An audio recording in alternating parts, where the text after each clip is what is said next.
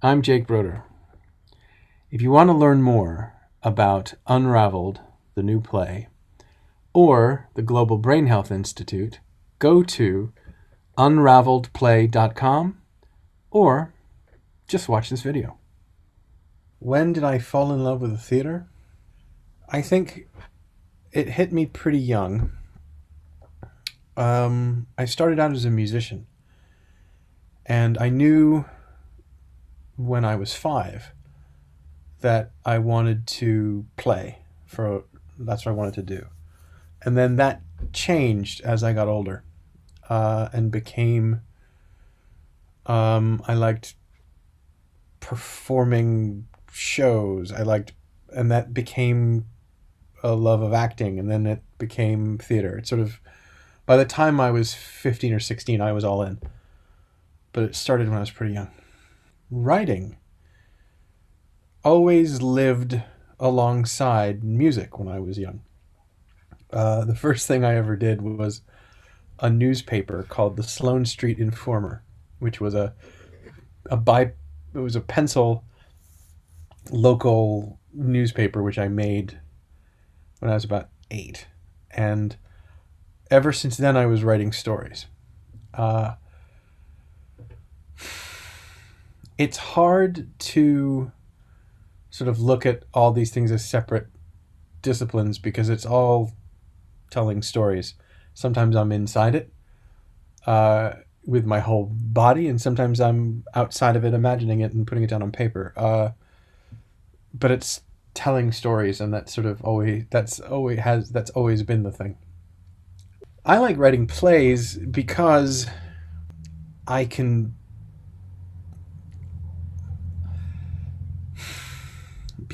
you can imagine anything, and there's no budgetary constraint. There's nothing standing in your way of actually making it happen, because it's just people in a space. And it can be as elaborate as you like, or it can be as simple as you like, but there's nothing standing in the way of you actually getting it done. And so that's part of the joy of it. My writing process is, from beginning to end, is very different depending on the project. Sometimes there's a lot of research, and then it always starts with sort of like a lightning flash in the back of my head where I imagine it and I can almost see the whole thing, and it just sort of appears in the back. And it also is a needful feeling. It's like, oh, you have to do this story. And I can usually see it completely in my head. And then I have to spend a very long time learning about it and working it out to almost get back to exactly where I started from. Sometimes that can be really quick, and sometimes that takes a very long time. Unraveled had an interesting origin. It started when, it was for 3 reasons. I was listening to Radiolab, and they did a short piece about Ann Adams and Ravel. And it was one of those public radio driveway moments that they talk about during the fundraisers. I was stuck in the car until it was over. I couldn't get out. And by the time the piece was over, I imagined a story where Anne was going forwards in time and Ravel was going backwards in time, and the disease, and they had that in common, and the music and the painting, and sort of an exploration of the nature of creativity and their relationships, both in their separate worlds and with each other. And I just was swimming in it. I said, I got to tell this story. One of the people who was interviewed on that Radiolab show was Dr. Bruce Miller, and he's the world's foremost expert on frontotemporal dementia. So I wrote him a fan letter, and he, to my surprise, responded. And he asked me whether I was the Jake Broder from Silicon Valley. And I said, yeah. And we struck up a conversation about the case. He gave me a lot of material to read. I asked more questions. We went back and forth a bunch of times. And then he said, look, would you like to be the Hellman visiting artist at UCSF? And this was 2019, I think. And so I said, well, yeah. And they gave me this fellowship, and I went up there to study and interviewed everybody up there at the Memory and Aging Center, which is where Ann Adams was treated, but also it's where they do some of the most amazing research, both into the science and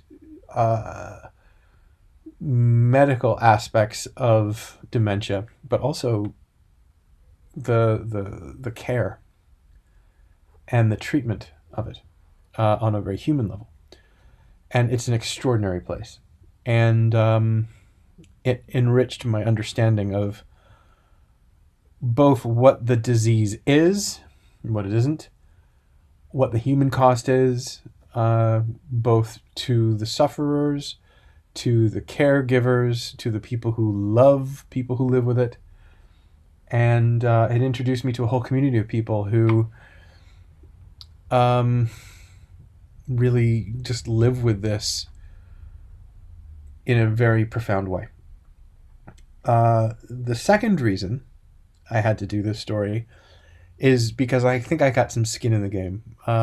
Close family member might be looking down the barrel of this, and my grandma had it. She had Alzheimer's. And the prospect of somebody who you love so dearly losing what makes them them is a terrifying proposition. And it's something that a lot of people have to face. And there has to be a way of talking about it. There has to be a way of processing it and dealing with it. It's not something you can just, we can't just all sit alone in the dark and just be left to it. And the third reason is that we're reaching a point in human history where our bodies are outliving our brains for the first time. And brain health and dementia it's going to become more prevalent. It's going to become ubiquitous. Everybody's going to be dealing with it on some level because you're going to know somebody or love somebody who has it, or be someone who has it, or we're living long enough to bump into the limitations of what our brains can do. And so we're going to have to reckon with these issues about dementia and brain health in a very real way, in a way that we've never had to before because we're living longer. So all of those things added up to me to be, I need to tell this story. I need to work on it. And I'm really grateful I had the opportunity from the UCSF and the GBHI, that's the Global Brain Health Institute, of which Dr. Bruce Miller is the head, co-head. They gave me the opportunity to do this, both to commission the play and then to take a crack at it in this extraordinarily strange pandemic-flavored way. To give you a sense of what Unraveled is about, it's about, there is a 53-year-old woman. Her name is Dr. Ann Adams, and she is a brilliant biologist. And she's also a pretty crappy painter. And she, with her husband, has been living outside of Vancouver. And their son had a car accident. And when he did, she said, I'm going to stay home and take care of him because the prognosis was that he would never walk again. So she did. And while this was happening, she, wasn't in the lab anymore. And she said, I'm just going to paint. And she painted a lot of strawberries. She painted one obsessive thing over and over. And her husband was amused and annoyed, and it wasn't a big deal, but she wasn't a painter. So it was like, okay, fine. Then miraculously, the son got better and he went off to college. And so an unexpected happy ending there. So this is where we pick up the beginning of our story. And in Unraveled, she says, look, She's playing Scrabble with her husband, and she says, look, I have a bit of an announcement. I'm not going to go back to the lab. And the husband's surprised. Well, why? Why not? It's like, because I want to paint. But you're not a painter. And she says, hey, don't you tell me what I can and can't do. And then begins she has this instinct that she wants to paint. And so it causes some friction in her marriage. And then she starts listening to Ravel's Bolero. And Bolero is a repetitive piece of music. It was written by Maurice Ravel in 1928. And it's not really like anything else he ever made. It's most of what Ravel does is very liquid. It's very impressionistic. He's like Debussy. It flows. And Bolero is very regimented, and it's almost perseverative. It's the same melody repeated X amount of times, exactly without variation, just the orchestration changes. There are people who think of it almost like an etude, or a piece that explores the meaning of what an orchestra can do, rather than a piece of music in and of itself. And yet it is regarded as Ravel's most popular masterpiece. It's played all over the world all the time and has been since it was made. But Ravel hated it. So she becomes obsessed with this music and starts to paint it. And it's a secret. She keeps it a secret. And she's painting and painting and painting. And she makes up this gorgeous painting of it, which is so much better than anything she ever made before. And her husband is surprised and shocked and delighted. And this is like, wow, this is like a whole new person. And then she starts to show the symptoms. And then she starts to lose words. Her personality starts to shift slightly. It gets so bad at one point that she starts picking up the steak knife from the wrong end. She cuts herself. She forgets that she was just in a meeting and comes back again. And she starts to her speech starts to go, but her painting continues to improve. So they take her to see Dr. Bruce Miller, who diagnoses her with primary progressive aphasia. And it's a kind of dementia. And through the course of this, she discovers that Ravel had the same, at 53, Ravel was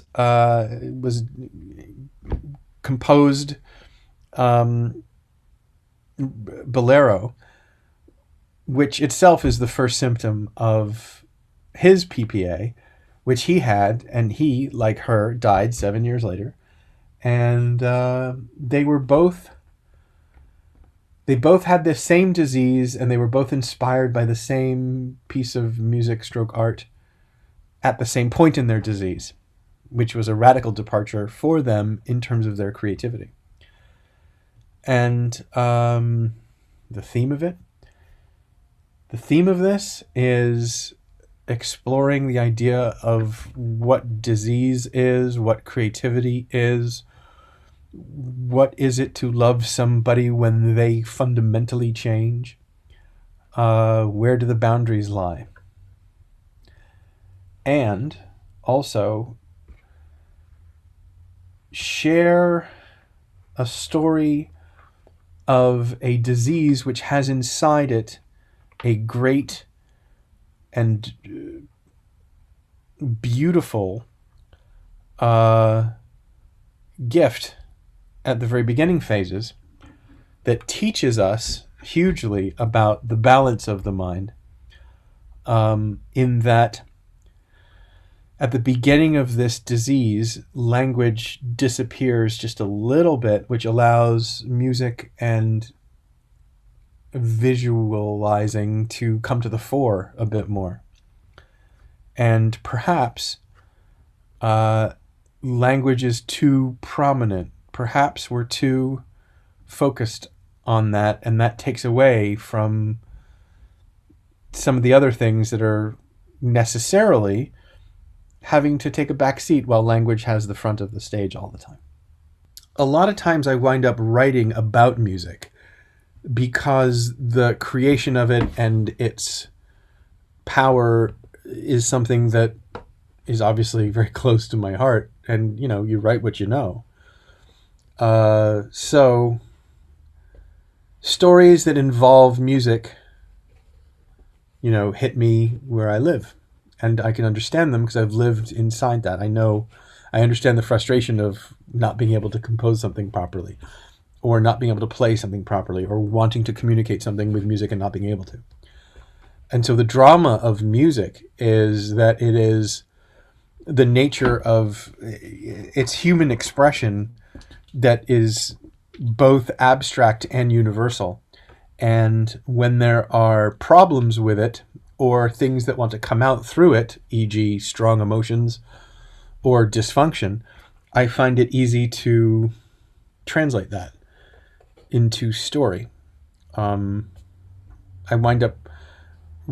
written musicals, and most of them are not sort of stop and sings, but they have the music inside the story itself. They're musicals about musicians. And this, I suppose, is a play about the creation of music and the struggle of a composer to reckon with his own legacy, and he's raging against the idea that the best thing that he ever created is only happening because he has a disease. And he knows it on some level. And the rest of the world values that piece, which is the thing he likes the least. And I don't know. I enjoy writing about and telling stories about the creation of music because I find it easy to live inside it. Well, the actors and the creative team are magnificent. I'm so happy and honored to work with them. Nikki Doukas is a director here in Los Angeles who understands pacing and has such a good, austere sense of naturalism, and I really rate her. She's very, very good. The actors themselves, it's funny because the pandemic has yielded almost what I would call the pandemic players. I've written a few plays during this time, and we have the same group of people sort of dealing with them. My sort of pipe dream is to have a repertory company for Max and Willie's Last Laugh, Our American Hamlet, and Unraveled. It's the same 8 or 9 actors who could do all 3 plays. And I just, in a way, I'm coming out of this pandemic having found the company of people who I'd like to sort of work with for the next 10 years. They're extraordinary. I'm not going to lie, I'm married to one of them, Lucy Davenport. She plays Anne, and she told me a long time ago when I was just starting to write this, she's like, I'm playing this part. And I said, no, okay. And I'm really glad she said that, because this speaks to her. Lucy's superpower is being able to track the finest gradations of behavior and emotion. She's so fine. And this is completely what this is about. This play is all about what is the difference between something that you choose and something that is almost like that you forgot to stop yourself. And it's all about, pathological behavior versus choices. And what does that mean? So it really speaks to her strengths as a performer. And then Conor Duffy, who plays Ravel, is just exquisite. He's an actor who I've worked with before, but he also is my dear writing partner on Max and Willie's Last Laugh. And then Rob Nagle, who is just grand. He's a mainstay of the theater here in LA, and he's worked with me before on Our American Hamlet, and I've always wanted to have him front something. So both Rob and Lucy are playing Robert and Ann Adams, so they're, the center of this, which is a very strong center. And then Leo Marks, who was in Our American Hamlet as well, playing Edwin Booth, he is playing Dr. Miller and is just great. He is one of the few people I know. He studies neuroscience too, and he really is very fluent in the idea of. He's very interested in consciousness. And so this appealed to him on a lot of levels, and I'm very thankful that he was there. Additionally, there was Melissa Greenspan, who is usually a very comic actress, and she brought a real sense of the brittle, angry desperation of one of the characters she played, and then the other one was a care nurse who she really just nailed so perfectly with a mix of sort of dry wit and compassion. And then finally, Mike Lanahan is doing the narration for this, and he has kind of been in everything I've written for the last 10 years, and he's just great to have around. Yeah, it's a really good group of people, and it's sort of the base of the cake of a group of people that I imagine I will be have worked with for a while, and will be working with for a lot longer. On the other side of the camera, there's Corwin Evans, who is an absolute whiz in live theater with projections, but in this whole format, he's creating animations and paintings and moving them all over the place.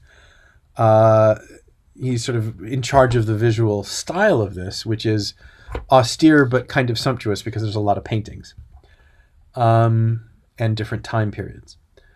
And then Jeff Gardner is doing the sound, and I worked with him on UnRavelled, and we had a really, really, really good time, because he is one of those sound designers who sort of reaches into the conceptual side of things and in a subtle way really enhances the story. In this, in the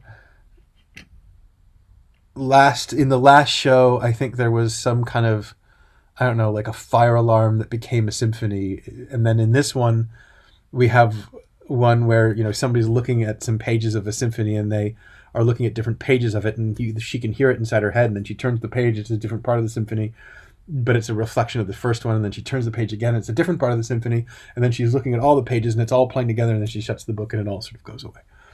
And that was Jeff sort of being really creative with the use of sound. And then holding it all together is Bree Pavey, who is a brilliant production coordinator and can, kept us on track and kept this sort of moving through, and got us through shooting in OBS. And the remarkable thing about this is that we never, ever, ever were in the same room, any of us. Not one time. And I was talking to Lucy about that last night. We were just sort of shocked that actually was the case, because there was such intimacy, and yet it was all like this. What do I want the audience to get out of this play? What I want with any story I tell, I want the audience to feel what I felt when I first heard it. I want them to be fascinated with the reality of it. I want to share with them the wonder and the beauty of this story and what it means. I want them to have empathy and sympathy for the people who struggle with this. And I want them to see that there is a magic that you never thought was there inside something that seems quite desperate and deadly. We're doing a couple of special seminars because the Global Brain Health Institute is a multidisciplinary group of people who have all these extraordinary different sets of skills from all over the world.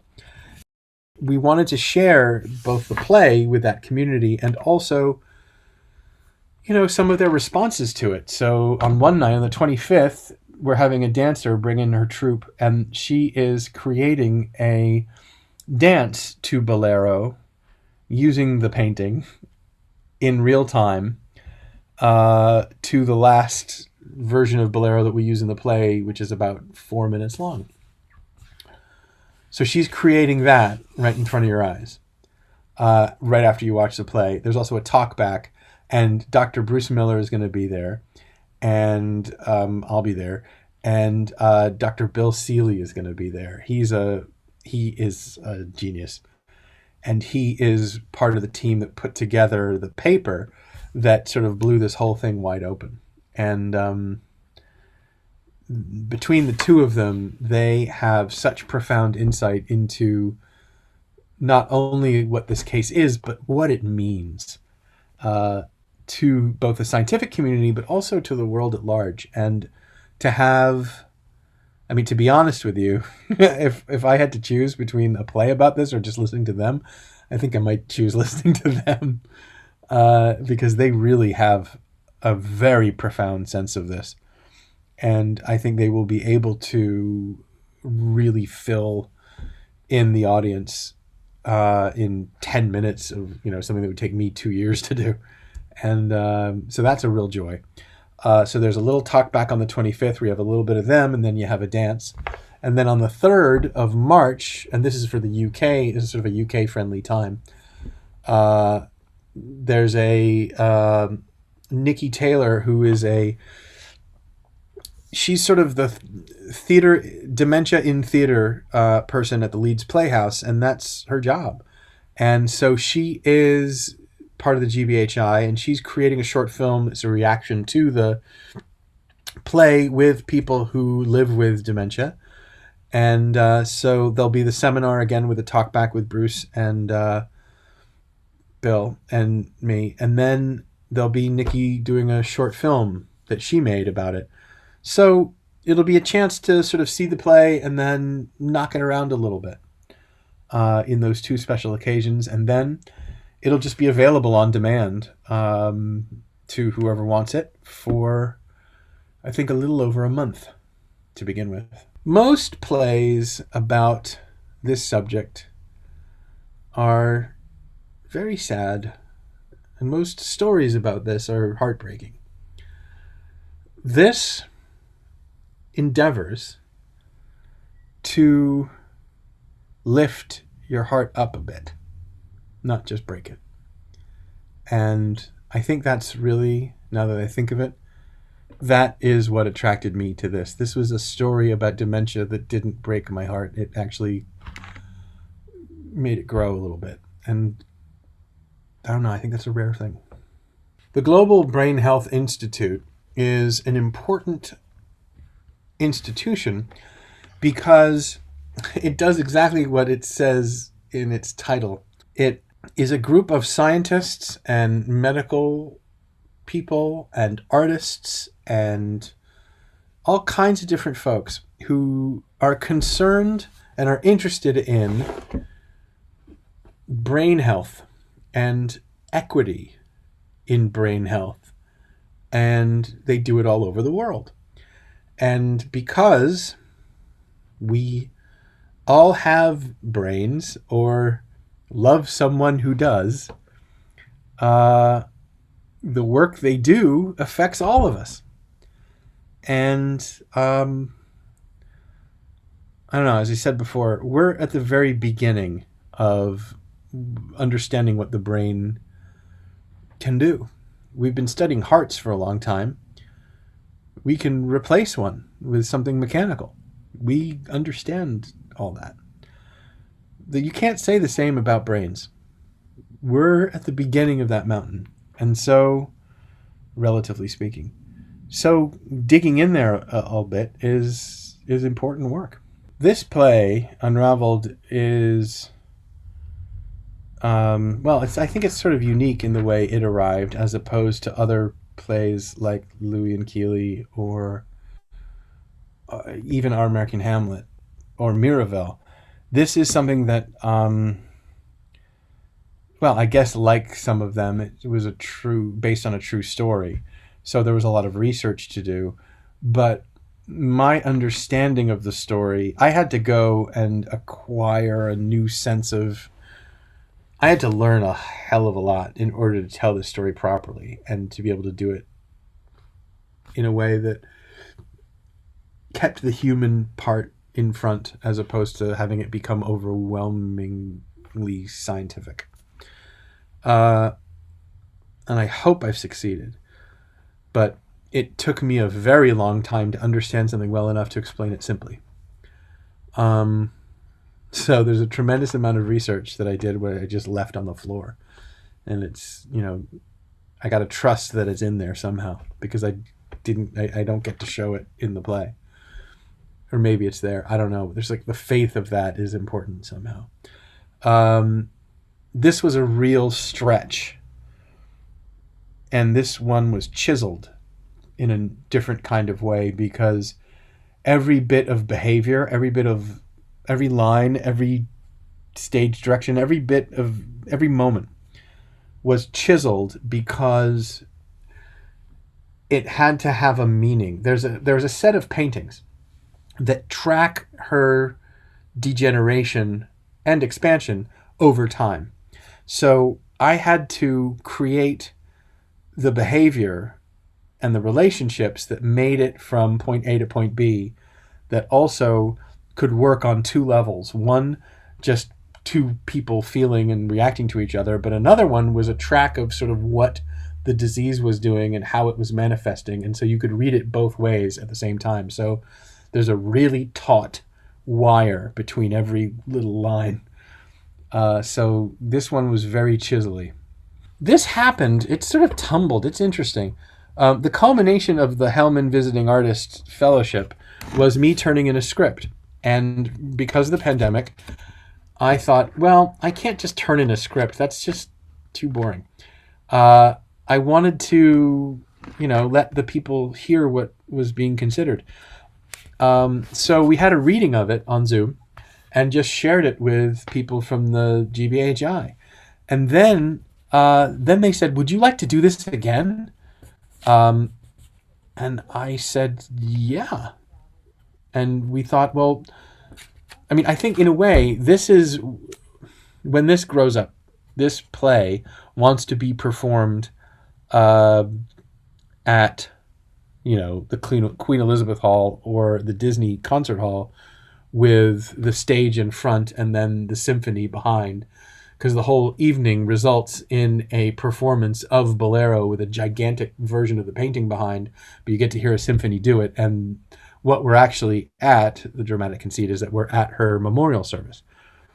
But you've spent an hour and a half with her, so now you understand what her masterwork means and what Ravel's masterwork means and how they interact with each other. And then you get to experience them at the same time in a room full of people. That will be, I think, moving.